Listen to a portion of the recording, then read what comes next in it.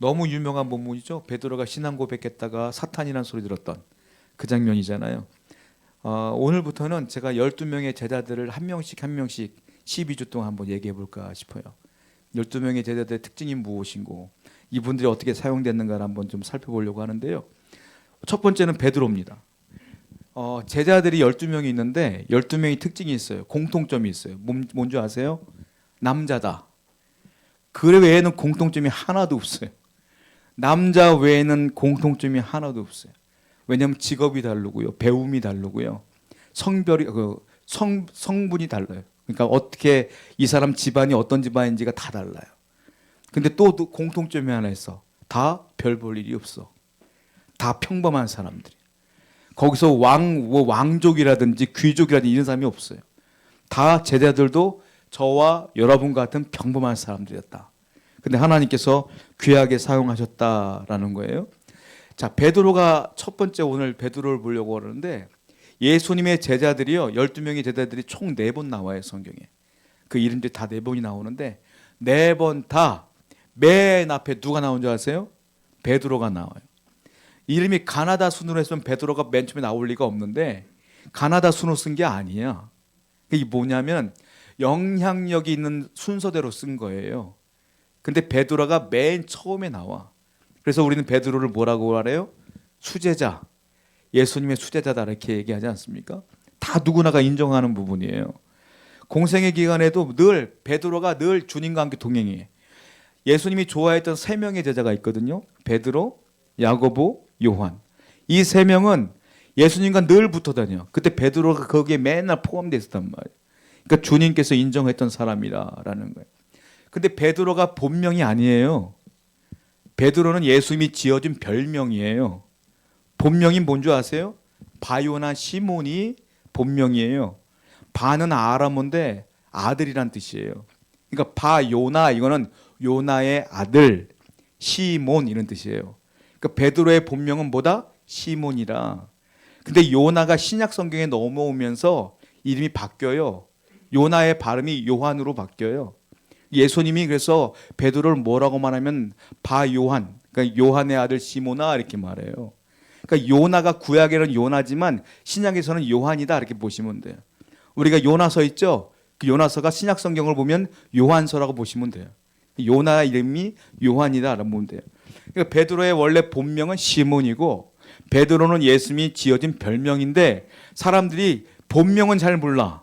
제가 지금 설명했을 때 여러분들 한 번에 기억 안 났잖아요. 별명만 기억나. 그런 경우가 있어요. 제가 학교 다닐 때 선생님들이 별명을 참 잘 짓는 분이 계셔.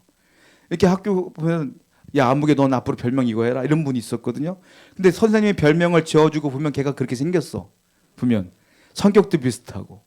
제가 신학교 다닐 때 교수님이 베드로를 향하여 우리 베드로 좀 어려우니까 한국식으로 한번 이름을 불러볼까요? 그러더라고요. 뭐라고 부르는지 아세요?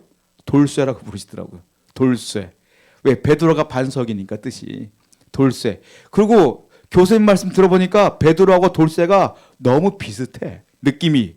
막 저돌적이고 고집 있고 세고 막 뒤돌아보지 않고 이런 느낌 막 야 돌쇠랑 베드로랑 좀 비슷하긴 하다. 이런 느낌이 들었거든요. 그러니까 베드로의 별명은 베드로의 본명은 시몬이지만 별명은 베드로다. 왜 예수님께서 베드로라고 졌어요? 반석 위에 교회가 세워지리라. 신앙 고백을 했잖아요. 주 예수는 주는 그리스도였어요. 하나님은 살아계신 하나님의 아들입니다. 이 고백을 듣고서 야 시몬아 너 베드로로 갈게. 네 반석 위에 교회가 세워질 거야 그랬어요. 근데 재밌는 것은 이 부분을 해석하는데 우리 개신교하고 천주교하고 달라요. 개신교는 이걸 상징으로 받아들이죠. 베드로를 통하여 복음이 전파될 것들을 우리가 인지하지만 카톨릭은 이걸 문자 그대로 받아들였어. 반석 위에 교회를 세운다. 진짜 베드로 위에 교회를 세웠어요. 베드로 무덤 위에 세운 교회가 베드로 성당이에요. 그게 베드로 성당에 베드로 무덤이 있어. 거기에 그렇게 세웠어. 이게 천주교하고 개신교의 차이점이야. 근데 그렇지 않죠. 예수님께서 설마 그렇게 얘기했겠어요? 죽은 사람 위에다 교회를 세우라고 얘기했어요? 베드로 너를 통하여 수많은 영혼들이 구원받을 것이다. 이 얘기를 한 거 아니겠습니까? 반석. 그런데 우리가 성경을 보면 알겠지만 베드로가 우리가 원하는 만큼 그렇게 아름다운 반석이 아니에요. 굉장히 거칠어요. 주님이 너 지금 반석이야라고 말한 게 아니라 앞으로 반석이 될 거야 이 말이에요. 지금은 반석은 반석인데 다듬어지지 않은 반석이야. 그 모습을 성경에서 우리는 많이 보게 되지 않습니까? 첫 번째, 베드로는요 굉장히 성격이 급해요. 여기 성격 급한 분들 계세요? 성격이 베드로가 굉장히 급해. 예를 들자면 이런 거예요. 예수님 잡으려고 로마 군정들이 창을 들고 칼을 들고 왔어요. 근데 베드로가 어떻게 해요? 칼을 들고 그 대제사장 종 말고의 귀를 자르죠. 이거는요 한 번만 생각해보면 불가능한 일이야. 아니 로마 군인들이 창을 들고 칼을 들고 왔는데 베드로가 자기가 칼을 들고 싸우면 이겨요? 이거는 상식적으로 봐도 이거 이해가 안 되는 부분이거든. 감정을 앞세우는 거 베드로는. 이게 상식과 이성이 뒤로 묻혀 감정과 분노가 앞서오니까 그래서 칼을 빼고 말고의 귀를 자르는데 잘 보세요. 말고의 귀를 노리고 자른 게 아니에요. 베드로가 그러면 칼제비게? 그럼 뭐냐면 목을 자르려다가 말고를 죽이려다가 잘못하고 귀가 잘라진 거예요. 그랬더니 예수님이 말고의 귀를 붙여주시죠. 말고를 고쳐주는 거예요. 얼마나 성격이 급합니까? 까딱했으면 베드로 이때 같이 죽는 거예요 원래.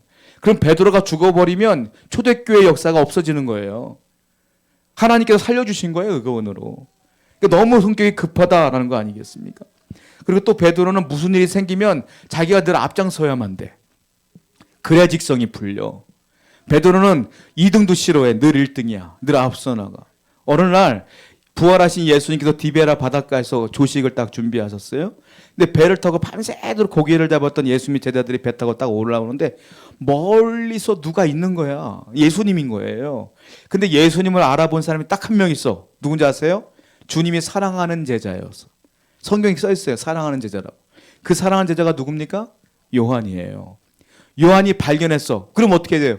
부활하신 주님을 발견했으면 요한은 어떻게 됐어요? 야 주님이다 하고 뛰어나가야 될 거 아니에요. 요한은 소심해. 요한은 굉장히 소심해.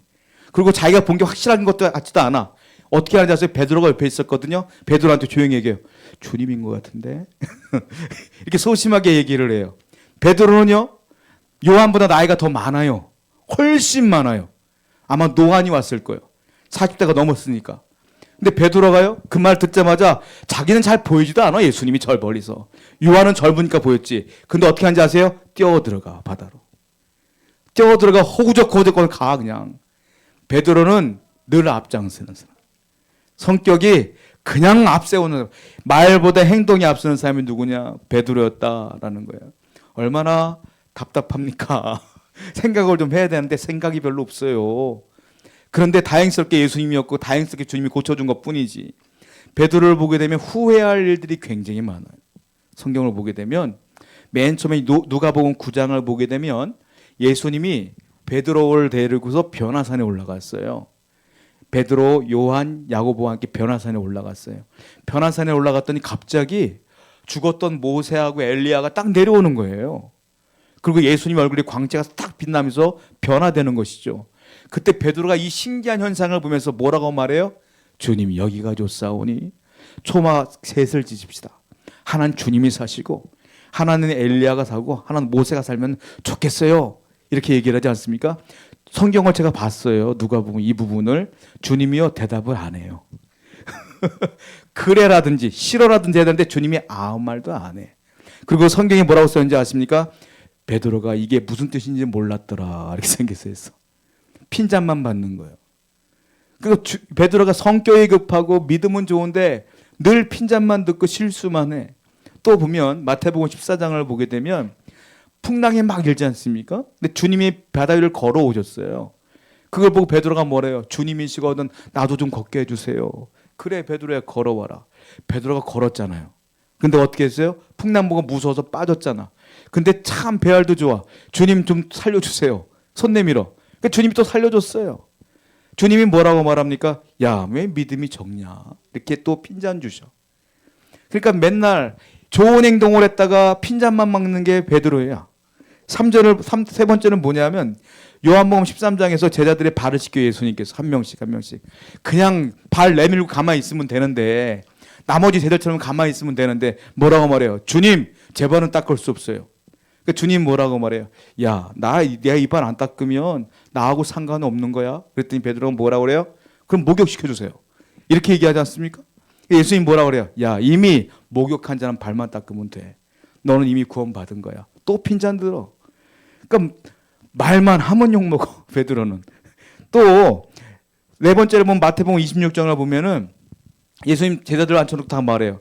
니들 다 오늘 나 버릴 거다. 다른 제자들은 아무 말도 안 해. 근데 베드로가 뭐라고 그래요? 다 버려도 난 안 버립니다. 또 나서서 얘기를 해요. 주님 뭐라고 말해요? 아니야. 다 굴기 전에 넌 나 3번 부인할 거야. 아니에요. 죽어도 전 안 그래요. 다 굴기 전에 정말 3번 부인하지 않습니까? 그러니까 맨날 말해놓고 후회하고 말해놓고 후회하고 말해놓고 욕먹는 사람이 베드로인데 예수님이 그에게 베드로래요. 반석이래요. 지금은 아니잖아요. 아무리 봐도. 또 보세요. 오늘 본문이 그거예요.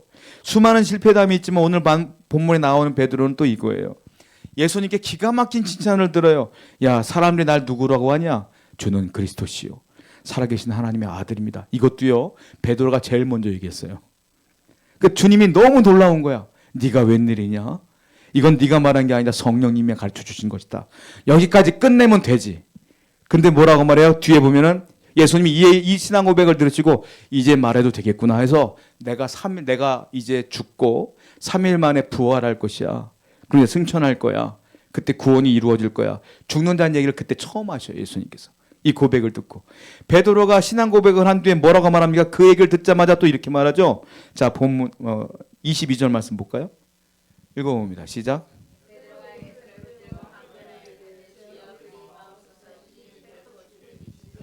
예수를 붙들었어요. 베드로가 예수님을. 그리고 항변했어요. 항변했다는 게 뭐냐면 꾸짖었다는 뜻이에요. 예수님을 붙들고 꾸짖은 거야. 베드로가 나이가 많아요. 예수님보다.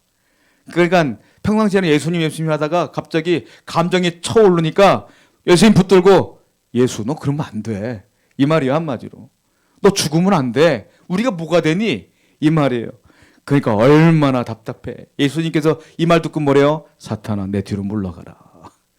너는 사람 일만 생각하는구나. 라고 또 욕 먹어요.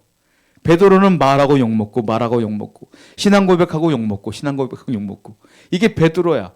근데 예수님 베드로래. 왜냐? 지금이 아니라 앞으로 그렇게 될 것이다. 지금은 어떻게 하냐? 네가 이렇지만 이제 내가 너를 다듬어 주리라. 이 말이에요. 내가 너를 변화시켜 주리라. 바꿔 주리라. 어떤 조각가가 친구와 함께 길을 걸어요. 근데 길 가운데에 거대한 바위가 딱 있는 겁니다. 길이 막혔어요. 친구가 구시렁구시렁대요. 아니 이 길 옆에 이 돌이 뭐야 이게? 그랬더니 이 조각가가 이걸 가만히 보더니 야 이거 참 대단한 바위인데 이걸 잘 다듬고 조각하면 굉장한 작품이 나오겠어? 이렇게 바라봤어요. 똑같은 바위인데 누구한테는 거친 돌이고 누구한테는 디딤돌인 거예요. 똑같은 바위인데 우리가 볼 때 지금 제가 베드로 얘기할 때 참 베드로 없어 보이잖아요. 그런데 주님은 그 베드로를 있어 보였다.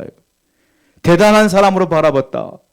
훌륭한 사람으로 바라봤다. 이거예요. 우리가 본 건 약점이지만 그 약점을 주님은 뭘로 봤냐면 장점으로 봤어요. 주님의 시선과 우리 시선은 다른 거예요. 그러니까 베드로를 사용하신 거라는 거예요. 예를 들자면 베드로가 아까 성격이 있었지 않습니까? 베드로가 아까 성격이 급했잖아요. 그 급한 성격 우리가 볼 땐 약점이야.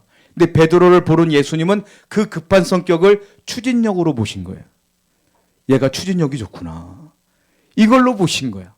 달라요. 또 베드로는요. 끼어들길 좋아하고 말을 많이 하길 좋아하고 앞서 나가길 좋아해.